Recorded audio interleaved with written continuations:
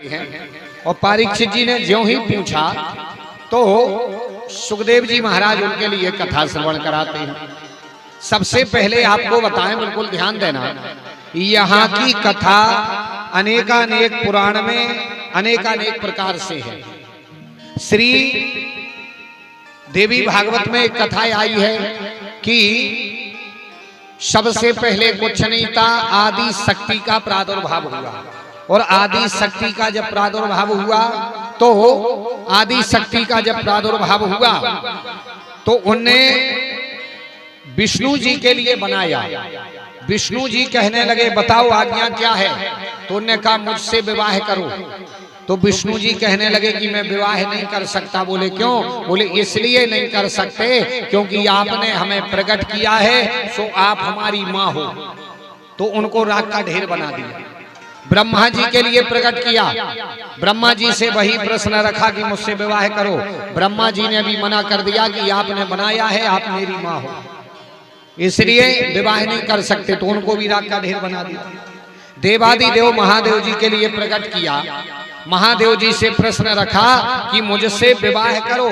तो शंकर जी कहने लगे विवाह करने में कोई दिक्कत नहीं है, कोई मनाही नहीं है, हम विवाह करने के लिए तैयार हैं।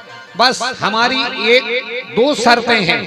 पहली शर्त हमारी ये है, पहली शर्त हमारी ये है कि इस शरीर से तो तुमने हमें पैदा किया, सो इस शरीर से तो हम विवाह कर नहीं सकते। तुम दूसरा अवतार लेकर के आओ, हम आपको स्वीकार कर लेंगे। और दूसरी शर्त हमारी ये है, हमारे इन दोनों भाइयों के लिए आप जागृत करो, दोनों के लिए जागृत करो।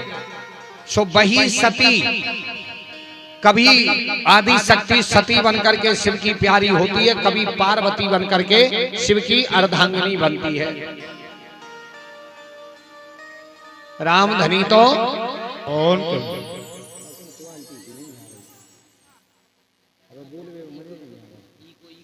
सिरा दे। हाँ, हमारे रजौआ से नरेंद्र भैया पधारे हैं, उनके यहाँ पर शायद 2 या 3 वर्ष हो गई हैं। रजौआ में भागवत करने के लिए आए थे, बहुत बहुत मान है। राम धनी तो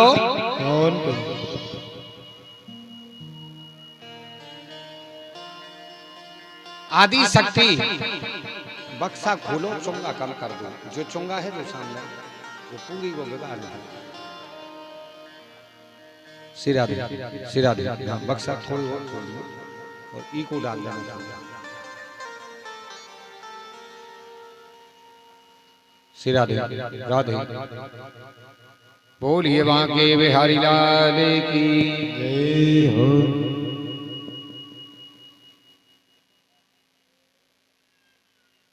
आज आप थोड़ा ठीक रहेगा, हल्का सा। देवी भागवत में कथा आती है कि पहले आदि शक्ति प्रकट हुई। सूत जी महाराज सोनकादिक ऋषियों से कहते हैं, एक कथा और मिलती है, यही की कथा श्री शिव महापुराण में आती है। बिल्कुल ध्यान देना, शिव महापुराण में कथा आती है कि पहले कुछ नहीं था, सब केवल एक निर्विकार निर्वेश ओम का प्रादुर्भाव हुआ, प्रणव का ओम का प्रादुर्भाव हुआ। देवादिदेव महादेव प्रकट हुए और शंकर जी ने अपने त्रिशूल की नोक पर काशी के लिए बसाया और काशी को बसा करके खुद निवास करने लगे। और फिर ब्रह्मा जी को प्रकट किया, विष्णु जी के लिए प्रकट किया और फिर सृष्टि बनी। ये शिव महापुराण में आता है। शंकर जी ने काशी के लिए त्रिशूल पर बसाया। अच्छा, एक बात और है, कथा तो शिव पुराण की है लेकिन बात बड़े फायदे की है, तो बता दें।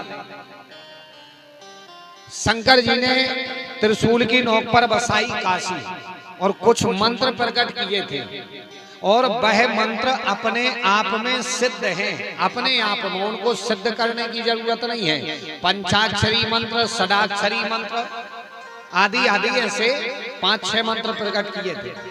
और एक मंत्र उन्होंने प्रकट किया तो और तो सब दे दिए दुनिया को, और वह एक मंत्र स्वयं ने अपने पास में रख लिया। शंकर जी ने उस मंत्र के लिए रखा और 24 घंटे उस मंत्र का जाप करते हैं। उस मंत्र का नाम है राम। राम मैया पार्वती जी से शिव जी ने कहा कि सुनो, काशी बसाई है मैंने, और जो भी काशी बनारस में आकर के मरेगा उसके कान में से जाकर के हम राम कहेंगे, और हम राम कहेंगे तो उसका मोक्ष हो जाएगा। मोक्ष की नगरी कहलाएगा ये मोक्ष की नगरी कहलाएगी बनारस। ज्यादा हो गया। श्री राधे राधे डीडी 3 लगी। श्री राधे श्री राधे बोलिए बाके बिहारी लाल की जय। ठीक है,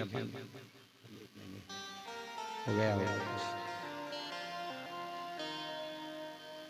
काशी नगरी बसाई भोले बाबा ने, और पार्वती जी से कहने लगे, देवी जो भी बनारस में मरेगा उसके कान में से हम राम कहेंगे। पार्वती जी कहने लगी, सरकार इसका प्रमाण क्या है? भाई प्रमाण भी तो होना चाहिए, कलयुग में कोई बिना प्रमाण के मानेगा नहीं। तो वो जमाना एक अलग था, प्रमाण क्या होगा? आजकल का जमाना होता तो शायद शंकर जी कह देते कि हम सेल्फी ले लें, वो बता दें। हाँ, पहले कहावत चलती थी, नेकी कर दरिया में डाल। अब चल रही है कुछ भी कर फेसबुक पे डाल। अब तो कई लोग दर्शन करने भी मंदिरों में जाते हैं तो भगवान के दर्शन नहीं करते कि कैसा उनका चित्र है, कैसे उनके चरण हैं, कैसे उनने वस्त्र पहन रखे हैं, कैसा उनका मुकुट है, ये नहीं देखते। वो तो बस सेल्फी खिंच गई माने मंदिर होगा। हाँ, आजकल तो ऐसे ही चल रहा है। शंकर जी कहने लगे, भाई समय अलग है लेकिन प्रमाण तो देना पड़ेगा। मैया पार्वती जी कहने लगी, तो बताओ, कुछ तो प्रमाण होना चाहिए। शंकर जी कहने लगे, चिंता मत करो, चिंता मत करो। बोले क्या?